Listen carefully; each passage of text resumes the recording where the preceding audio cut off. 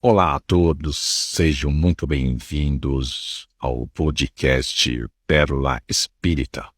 E hoje nós vamos dar uma simples amostra das distorções doutrinárias rustanguistas.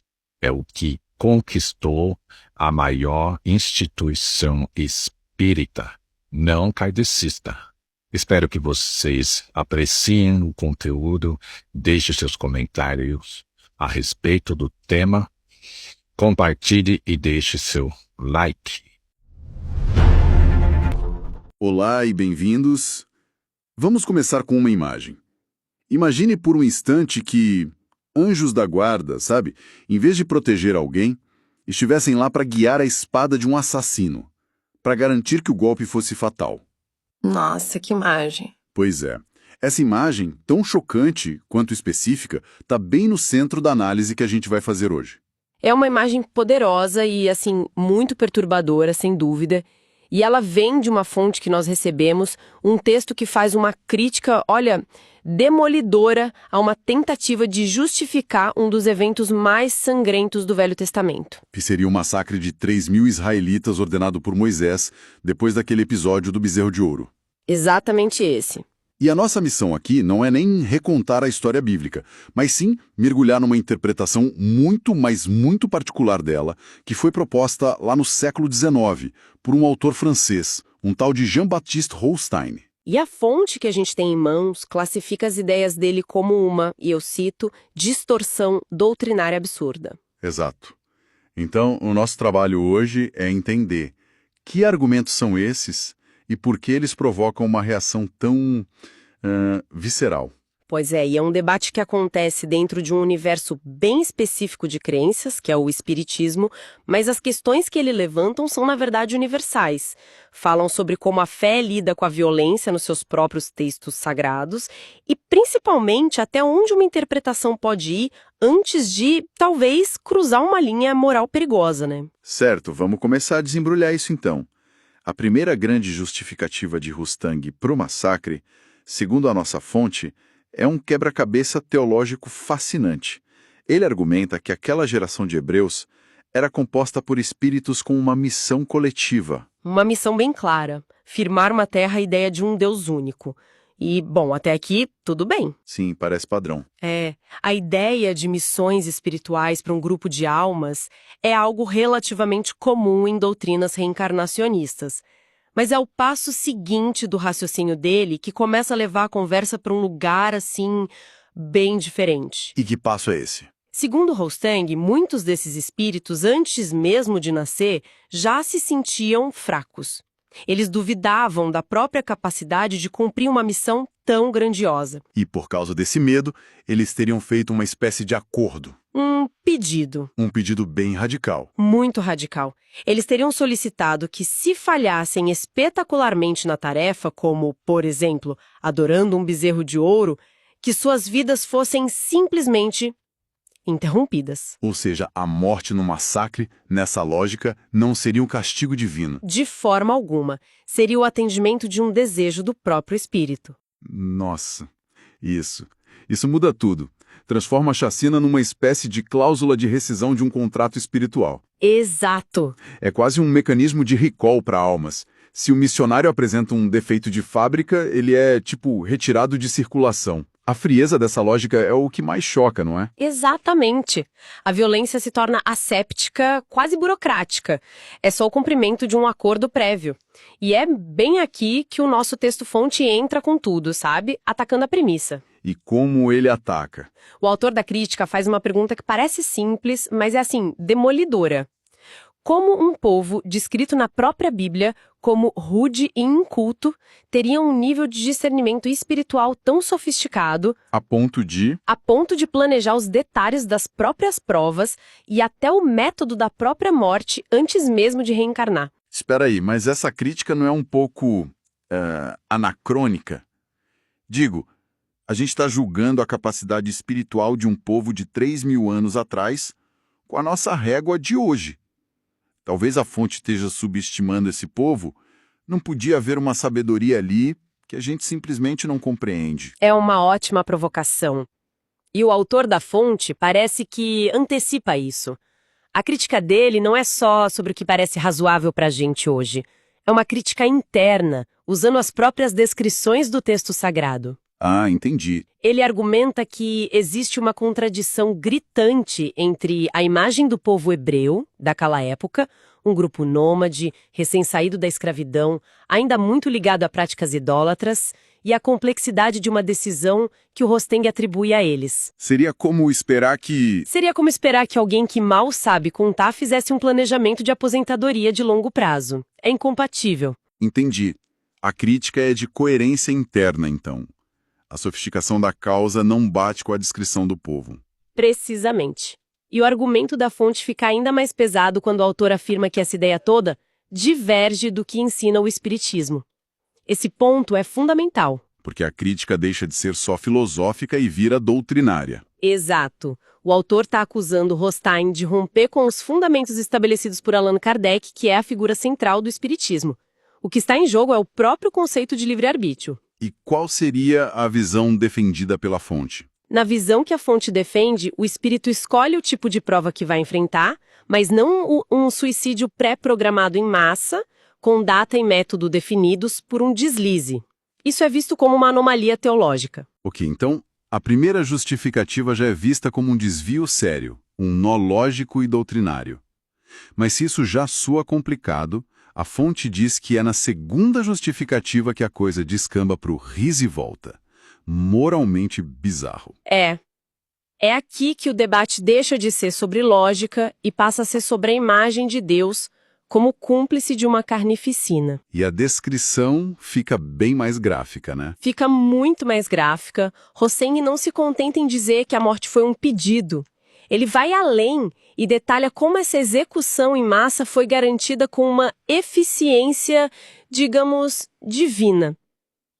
É aqui que a gente volta para aquela imagem do início da nossa conversa. O trecho que a nossa fonte destaca é de arrepiar. Vou ler um pedaço. Foi assim e nenhum golpe se perdeu. Os espíritos protetores, impelindo os culpados ou dirigindo as espadas dos que açoitavam, faziam que aqueles recebessem o golpe que os prostraria. Vamos parar um segundo para processar essa imagem. Espíritos protetores. É o termo que ele usa. Em quase toda a tradição espiritual, essa figura é a do guia, do amparador, do guardião. Aqui, eles são retratados como agentes ativos num massacre. Eles não estão só observando ou consentindo, entende? Eles estão garantindo a eficiência da matança. Isso. A fonte diz que Hosteen chega a usar a analogia de uma bala de canhão que, guiada, atinge seu alvo contra todas as probabilidades. Nossa, então os espíritos que deveriam ser protetores viram, na prática, guias de míssil para as espadas. A imagem é potentíssima. É de uma frieza cirúrgica. A eficiência da chacina vira a prova da sua origem divina. É isso. exatamente isso. E é esse o ponto de ruptura para o autor da nossa fonte. Se a primeira ideia era teologicamente questionável, essa segunda é descrita como moralmente repulsiva. A fonte expressa uma incredulidade genuína. Faz sentido. A ideia de guias espirituais como coautores e executores de uma matança transforma completamente a natureza desses seres, de protetores da vida a garantidores da morte. Preciso de um segundo para processar essa ideia. A imagem de anjos guiando espadas é perturbadora. Mas, tentando entrar na cabeça de Hosteen por um momento, será que ele não estava só tentando resolver um problema que incomoda muita gente? Que problema seria esse? Como um Deus que é bom, pode ordenar um massacre. A solução dele é bizarra, vamos combinar. Mas a intenção de encontrar uma resposta não é, de certa forma, defensável? Sem dúvida. E essa é a tragédia intelectual que a fonte parece apontar. A intenção de Hosteen provavelmente era salvar a imagem de Deus, absolvê-lo da acusação de ser um tirano vingativo. Certo. O problema, segundo o crítico, é que a solução que ele encontrou foi muito pior que o problema original. Para absolver Deus de ordenar um massacre, ele implicou todo o plano espiritual como cúmplice ativo. Ele transformou os céus numa máquina de extermínio eficiente. Basicamente, sim. E essa subversão da imagem dos espíritos protetores leva o autor da nossa fonte à sua conclusão mais dura, né? Sim, a conclusão mais impactante de todo o texto. O crítico argumenta que Rostang, ao fazer essa ginástica teológica toda, não está só interpretando um evento antigo, ele está, na prática, dinamitando um dos pilares da moralidade judaico-cristã, O quinto mandamento. o não matarás. Claro. Exato. A análise da fonte é que, se você aceita a lógica de Rostang, esse mandamento deixa de ser absoluto. Se espíritos elevados e protetores podem ativamente ajudar a matar pessoas, então a proibição de matar tem, no mínimo, um asterisco gigantesco do lado. E qual seria o texto desse asterisco? Qual a nova versão do mandamento que, segundo a crítica, emerge da obra de Rostang? O autor da fonte resume de forma, aniquiladora. Para ele, a interpretação de Rostang transforma o mandamento em não matar, salvo-se por determinação dos espíritos protetores. Uau! E essa frase, para o crítico, resume toda a perversidade da ideia. Ela mostra como uma tentativa de justificar violência no passado acaba criando uma licença poética para a violência no presente. Essa reescrita do mandamento é assustadora, porque ela abre a porta para qualquer um justificar a violência em nome de uma ordem superior que ninguém pode verificar. Vira um cheque em branco. Exato. É por isso que a fonte é tão incisiva. O crítico não está só discordando de uma interpretação sobre o passado, ele está alertando sobre uma brecha perigosa para o presente e o futuro. A fé, que deveria ser um guia moral, pode se tornar uma justificativa para atrocidades. No fundo, a crítica a Rostang é um alerta contra esse tipo de raciocínio. Totalmente. Certo. Então, depois de mergulhar nesse debate, vamos juntar as peças. O texto que analisamos, ele desce a linha na obra de Jean-Baptiste Rostang por justificar o massacre bíblico com base em duas ideias centrais. A primeira é a do pacto pré-morte, em que as vítimas teriam pedido para morrer se falhassem.